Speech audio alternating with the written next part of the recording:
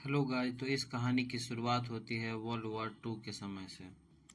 इसमें main character Henry को देखते हैं जो एक नाजी सोल्जर है, अपनी जान बचा के भागने की कोशिश कर रहा है। उसके ही साथी उसे मारने के लिए पीछा कर रहे हैं। हेनरी उनका सबसे बहादुर सोल्जर हुआ करता था। उसके ऊपर गद्दारी का दाग लग गया है क्योंकि उसने फौज को छोड़ने का निर्णय लिया था। वह गद्दार नहीं था, इसके पीछे की वजह कुछ और ही थी। उनका जनरल, जो कि काफ़ी बुरा इंसान था और बेरहम भी, वह और उसके साथी पागलों की तरह हेनरी को ढूंढ रहे थे। जनरल का नाम वॉन था और आखिरकार ये लोग हेनरी को पकड़ ही लेते हैं। उसके जनरल कहते हैं कि जर्मनी हार रहा है और उसका कारण है कि हमारे सोल्जर हमारे साथ नहीं दे रहे हैं और भाग रहा है। इस कारण से हेनरी को सजा दी जाएगी। असल में यह हेनरी इसलिए फौज को छोड़ना चाहता था कि वो हजारों की संख्या में बेजुबान आदमी सबको मारना नहीं चाहता था, क्योंकि जर्मनी ने बहुत सारे बेकसूर लोगों की जान ले ली थी और हेनरी को फांसी के ऊपर चढ़ा दिया जाता है। हेनरी को आखिरी समय में उनकी वाइफ और उनके बेटी की याद आती है और उनका हाल बहुत बुरा हो जाता है। वो पूरा मरने की तादाद पे चला जाता है। खुदकिस्मती से एल्सा नाम की लड़की, एक फाइटर रहती है, जो कि वहाँ पे आ जाती है और वो लड़की उसकी रस्सी काट के उसे बचा लेती है। कुछ समय बाद उसे होश आई तो वह एक घर में पाता है। वह उसके पास एल्सा और उसका भाई था, जो उसका जान बचा के उसे यहाँ लाई थी। एल्सा का भाई दिमागी तौर पर काफ़ी सीधा था। जनरल एक लॉन्सी फैमिली की तलाश कर रहा था। लॉन्सन फैमिली का घर किसी ने जला दिया था, यह पुलिस ने बोला, और वह जनरल इसके जले हुए घर के बीच में भी जांच पड़ताल करना चाहता था। उसे लगता था कि कुछ मिल जाएगा, जबकि वो जो हेड पुलिस थे वह कुछ जानते थे, इसलिए वह डर गया। एल्सा के पिता को नाजी फौजर ने मार दिया था, जबकि वह एक मासूम को नाजी फौजर के हाथे मरने के लिए नहीं दे सकती थी, इसलिए उसने उसे बचा लिया। हेनरी कब वहाँ से ठीक होके और शुक्रिया करके वहाँ से जाने लगता है, जबकि नैन्सी बोलती है कि मुझे एक मदद चाहिए। जनरल का फौजी वहाँ पे एलिसा की मुर्गा चोरी करने के लिए आ गए थे। वहाँ पे एलिसा बंदूक तान के निकलती है और बोलती है छोड़ दो, नहीं तो मैं गोली चला दूंगी।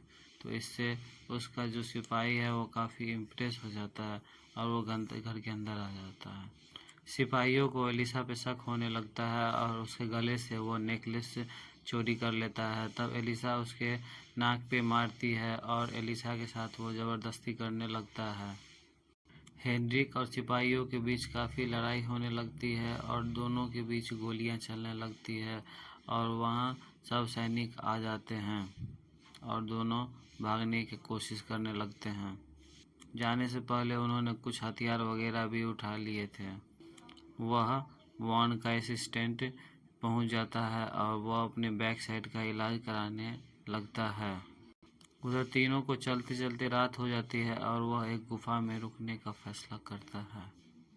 जब मेरी बेटी पैदा हुई थी तभी उसने मुझे देखा था, अब मुझे डर है कि वो मुझे पहचानेगी कि नहीं। एलिसा देखती है कि यहाँ मेरा भाई है ही नहीं, इस बात से वो बहुत परेशान हो जाती है।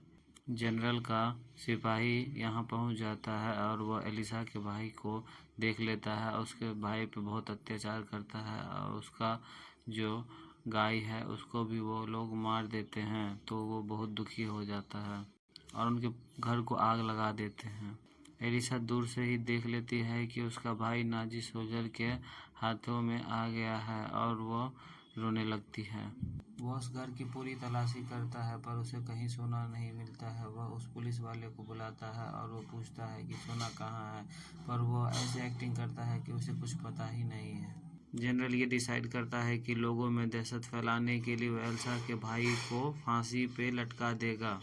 चर्च के ऊपर वो फांसी देने के लिए तैयार था, पर वह चर्च के जो हेड हैं वो आते हैं और वो बोलते हैं, मना करने लगते हैं जो यहाँ फांसी नहीं दो। इस बात पे वॉन को बहुत गुस्सा आता है और वह अपने असिस्टेंट को बोलते हैं कि जाओ और फादर को सबक सिखाओ, और फादर को मारने लगता है। वहाँ एलिसा को बहुत चिंता होने लगता है। एलिसा के भाई को सबसे ऊपर वाले छत पे ले जाया जाता है और उसे दोनों फौजी बहुत चिढ़ाने लगते हैं, पागल पागल कहने लगते हैं। इस पे उसे बहुत गुस्सा आता है और वो एक फौजी को वहाँ से धक्का मार के नीचे फेंक देता है और दूसरे को गन छीन के उसे मार देते हैं और दोनों फौजी को वो मार देता है। हेनरिक और एल्सा भी नज़र चुरा के चर्च के गोली मार देता है। इतनी देर में एल्सा भी वहां पहुंच जाती है, अपने मरे हुए भाई को देख के रोने लगती है। यह समय रोने का नहीं, भागने का है। एलिसा गोली चलाते हुए बाहर निकलती है, पर एक भी गोली वॉन को नहीं लगती है। वॉन ने पलट कर एलिसा को शूट नहीं किया क्योंकि वह उससे प्यार करने लगा था।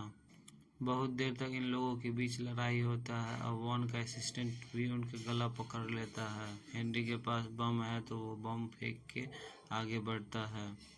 यहाँ पे अमेरिकन प्लेन हमला कर देते हैं और वह मौके को मद्देनजर रखते हुए भागता है। हेनरी भागता है और वह डॉक्टर लेडी के कमरे में चला जाता है। हेनरी बहुत जख्मी हो जाता है और वह मैडम उनका इलाज करती है। वह उसका मदद इसलिए क्योंकि उसे देखकर उसके अपने बेटे की याद आ गई थी। कुछ समय बाद उसके फादर भी यहाँ आ जाते हैं और वह एलिसा के बारे में पूछते हैं जो वो कौन है। एलिसा को गिरफ्तार कर लिया गया है और वह लॉन्स्टेन परिवार का सोना हथियाने की फिराक में है। वो जो अफसर है वह अपने दो दोस्तों के साथ मिलता है रात को। वो ये तीनों सोने के बारे में जानते हैं और ऑफिसर कहता है कि अब मैं सोने का पता वॉन को दे दूंगा क्योंकि अब मुझे बहुत ज़्यादा डर लग रहा है। उस अफसर को कोई बेलचा से मारता है और वह बेलचा से मारने वाला कोई और नहीं, उसकी वाइफ ही थी। अब वह तीनों उस अफसर को कहीं भी लाश को ठिकाने के लिए तैयार हो जाते हैं और वह एक जगह गड्ढा खोदते हैं। यहाँ पे वह दोनों आदमी डिनर करते हैं। वॉन बताता है कि तुम्हारी शक्ल बिल्कुल मेरी पुरानी गर्लफ्रेंड जैसी है, लेकिन वह यहूदी थी, इसके लिए उसने मैंने मार दिया और उसकी दी हुई अंगूठी मैंने अपने आँख में फिट करवा ली। फादर ने उस सोने के बारे में बता रहा था। साथ ही लॉन्स्टन परिवार को भी मार दिया गया था, जिसको डाउट था कि सोना उसी के पास है। लॉन्स्टन परिवार के साथ ही सोना उसके कब्र में छुपा दिया गया था। जबकि ऑफिसर की पत्नी वहां खोदती है तो उसे सोना नहीं मिलता है, जबकि फादर कहते हैं कि मैंने वहां से सारा सोना निकाल के चर्च में छुपा दिया था। वो फादर कहते हैं कि प्लीज़ वो सोना वॉन को दे दीजिए क्योंकि मैं एलिसा की जान बचा सकूं। जब वॉन सो जाता है तो एलिसा वहां से भागने का प्लान बनाती है। अब आगे एलिसा और वॉन जब सो रहे थे तब एलिसा ने गौर किया कि उसके एक अंगूठी है, उसमें एक टैबलेट है। जैसे ही एलिसा ने उसके अंगूठी से वो दवाई निकाली, वॉन उठ गया और वॉन को कुछ अजीब लगने लगता है और एलिसा को डर लगता है। तो एलिसा को वॉन का वो कुछ समझ ना सके, इसलिए एलिसा ने उसे किस करने लगती है और अपने मुंह से वह टैबलेट उसके मुंह में दे देती है और जोर से लात मारती है और टैबलेट उसके पेट के अंदर चला जाता है और कुछ देर बाद ही वॉन का डेथ हो जाता है। उस अफसर की पत्नी ने उस फादर के ऊपर भी हमला कर दिया। उधर एलिसा वहां से भाग के डॉक्टर मैम के पास आ जाती है और जब उसे पता चलता है कि वह उसे बचाने के लिए उसके जनरल के पास गया है तो वो काफ़ी डर जाती है। डॉक्टर लेडी अपना गन उसे दे देती है। उधर अफसर की पत्नी चर्च पे जो फादर है उसको बहुत मारती है और उधर जनरल का जो सिपाही है वो भी बहुत उसे मारता है। खैर फादर सोजना को सोने का पता बता देते हैं और वो सब चर्च के अंदर आ जाते हैं। लेकिन उसे क्या पता, सोजना ने ये प्लान बनाया था कि जैसे ही सोना मिलेगा मैं फादर को मार दूंगी, पर सोजना को ये क्या पता था कि फादर ने उस सोने में बम छुपा दिया था। जैसे ही उसने सोना को ओपन किया वो ब्लास्ट हो गया और वहाँ पे बहुत सारे लोग मर गए। कुछ समय बाद जनरल का जो सिपाही है वो भी यहाँ पे पहुँच जाता है, पर वो खुश रहता है कि चलो सोना सलामत है। उनका असिस्टेंट फादर को मार देता है और वह सब सोना इकट्ठा करने के लिए ऑर्डर देता है। उधर एलिसा बाहर आ गई थी और आरपीजी गन लेके उसने चर्च के ऊपर फायर कर दिया, जिसमें बहुत सारे सिपाही मारे गए। पर डॉक्टर लेडी खुफिया रास्ते से चर्च के अंदर आ गई और उसने बहुत सारा फायरिंग करके बहुत लोगों को मार दिया। और उधर डॉक्टर लेडी ने भी उस अफसर के ऊपर चाकू घुसा दिया, पर कोई पीछे से डॉक्टर मैम को भी गोली मार देता है। एलिसा फौजियों पर अंधाधुंध गोली बरसाने लगती है। वॉन का असिस्टेंट, जो कि अभी जिंदा था, वह जैसे तैसे उठ खड़ा हुआ। एलिसा को पकड़ लेते हैं और वो बुरी तरह से उसे पीटने लगते हैं। और वह हेनरिक भी आ जाता है और वह जैसे तैसे करके उसके ऊपर हमला करता है और वह इतना गुस्सा में आता है कि उस सोने की ईंट वो उसके मुंह में दे के उसे मार देता है। हेनरिक और एलिसा अब चर्च से बाहर आने लगते हैं, जबकि एक फौजी जिंदा रह गया था जो कि चर्च के अंदर था। वो सारा सोना हड़पने की कोशिश करता है, जबकि सोजना जिंदा थी और उसने उस फौजी को मार दिया और वह सारा सोना लेके भागने लगी। वो ज़्यादा दूर नहीं जा पाती है और कुछ देर बाद ही अमेरिकन सोल्जर उसे फायर कर देते हैं और वह सोना के साथ गाड़ी उसका ब्लास्ट हो जाता है। इसके बाद हम देखते